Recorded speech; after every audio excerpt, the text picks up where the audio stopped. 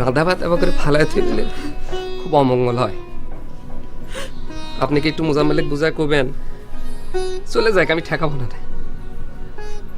খাওয়া দাওয়া করে ঠান্ডা হলে চলে যান, রাস্তাতে এখন আর বেশি সময় লাগে না। থাক ভাইজান, অপমান তো অনেক হয়েছে, এখন আমাদের মঙ্গলের জন্য নতুন করে অপমান হওয়ার দরকার নেই। আমাদের মতো চাষা ভুষে মানুষের আবার মান অপমান চিন্তা করি না বোন।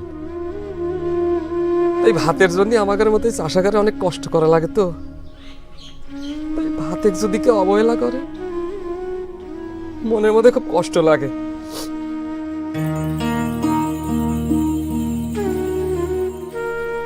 মোজার মনে কয় মনে নাই,